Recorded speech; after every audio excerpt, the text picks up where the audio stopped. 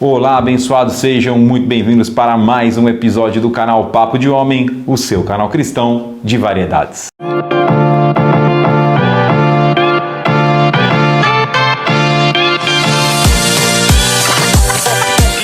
Hoje nós vamos falar um pouco da guerra que acontece entre Israel e o grupo terrorista Hamas.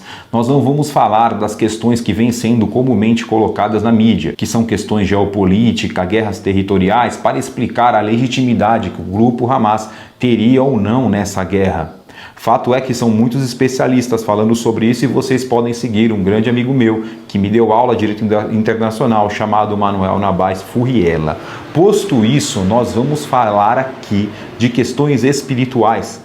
Esta guerra vai muito além de uma guerra territorial, mas sim uma guerra espiritual. E apenas para pautarmos aqui, nós vamos entender um pouquinho de como funciona a recente história daquela região do Oriente Médio.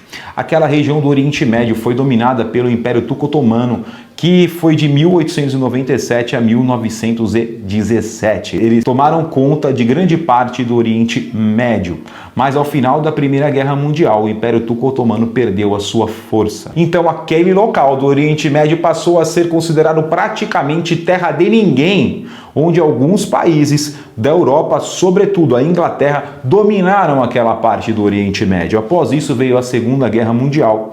E com o advento da Segunda Guerra Mundial, com o fim da Segunda Guerra Mundial, o Império Britânico não tinha mais como manter tantas colônias e passou a distribuir, junto com outros países europeus, os territórios árabes. Daí foi criada a Arábia Saudita, o Líbano, enfim, outros tantos territórios foram criados. E também foi criado Jerusalém. E Jerusalém foi criado por quê? Foram mortos 6 milhões de judeus na Segunda Guerra Mundial e ninguém do mundo fez nada. Então, em conjunto com a ONU, foi criado o território de Israel, que os judeus já tinham ideia de retomar aquele território para eles. Então, Oswaldo Aranha foi alguém muito importante, um brasileiro que deu total apoio. Foi uma das peças principais para que fosse formado o território de Israel em 1948. Todavia, o território de Israel estava lá, mas estava lá apenas no papel.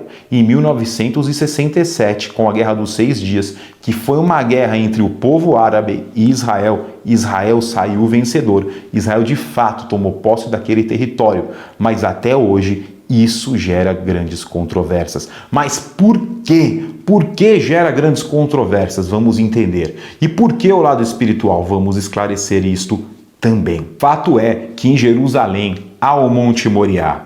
O Monte Moriá é o local da pedra fundamental, onde você lembra, Abraão quase sacrificou o seu filho Isaque, onde Deus interferiu e o menino não foi morto.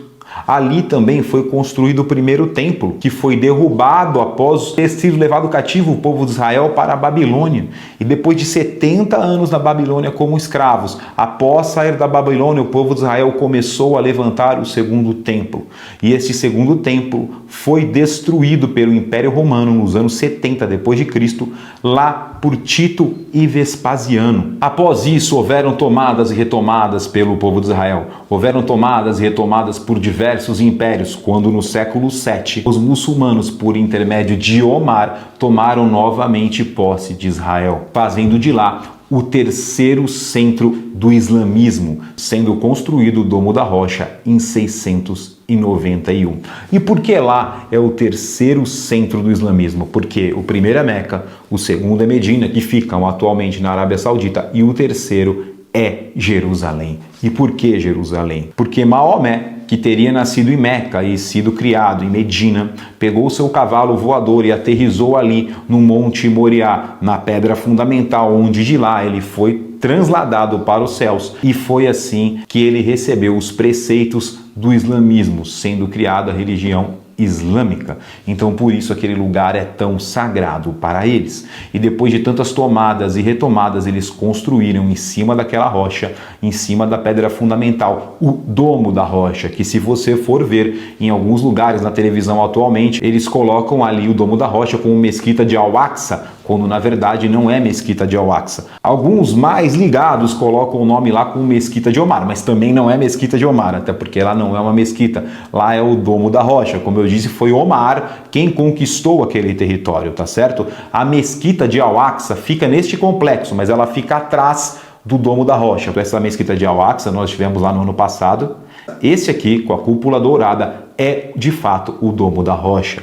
Então a grande briga entre os muçulmanos e os judeus por Israel, de fato, está em cima desse Monte Moriá, em cima do Domo da Rocha, onde acreditam os muçulmanos que Maomé de lá foi trasladado e onde acreditam os judeus que lá foi o lugar onde de fato teve o quase sacrifício de Abraão e Isaac. E lá foi o lugar exato onde foram construídos os templos, inclusive aquele lugar fazia parte dos Santos dos Santos. Ocorre, meus queridos, meus amados, meus varões e minhas varoas abençoados, que todos sabem da reconstrução do terceiro templo.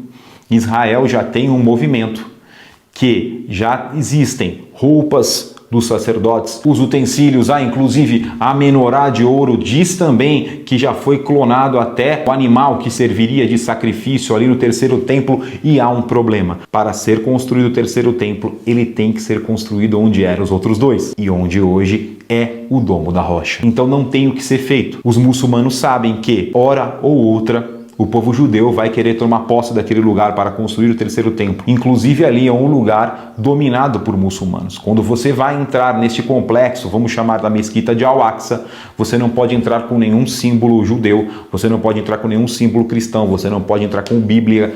Tem as regras muçulmanas que se você estiver mostrando o joelho, ele te põe um saiotão lá, você não pode dar a mão para a sua mulher. Então aquele território ali é tomado por muçulmanos. Todavia, é território de Israel, tanto que a segurança é feita por guardas de Israel.